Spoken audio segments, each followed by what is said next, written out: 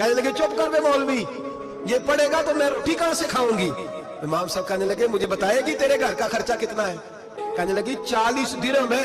और अम्मा कहती मैंने जानबूझ के ज्यादा बताए, मैंने कहा 40 दिरहम खर्चा है, तू देगा।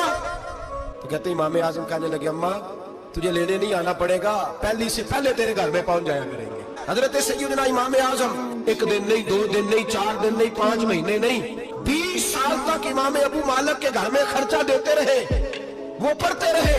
अम्मा कहने लगी तू मेरे बेटे को लगा तो लिया है, तो पढ़ के बनेगा क्या। हजरत इमाम आजम फरमाने लगे बादशाहों के तख्त पर बैठकर बादशाहों के साथ खाने खाया करेगा, उनके साथ बैठ के हलवा खाएगा, वक्त आएगा तू देखेगी। कहते हैं मेरे इमाम इंतकाल कर गए, वक्त बीत गया। हारून रशीद ने मुझे बुलाया बगदाद में और कहा मैं आपको चीफ जस्टिस बनाने लगा हूं।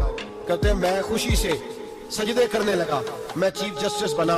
मैंने अपनी अम्मा को खत लिखा कि अम्मा बगदाद आ जा, तेरे बेटे को अल्लाह ने बड़ी शान अता कर दी है। फरमाते हैं हारून रशीद की बीवी बड़ी औलिया की उलमा की बड़ी फरमा बरदार थी, मोहब्बत करने वाली थी। उसने हलवा बना के भेजा, खाना बना के भेजा। हारून रशीद तख्त पे बैठ के खाने लगा तो कहने लगा इमाम साहब आप भी आज यहीं आ जाए मेरे साथ। कहते एक कोने में वो बैठ गया, एक में मैं बैठ गया, बीच में खाना रख लिया।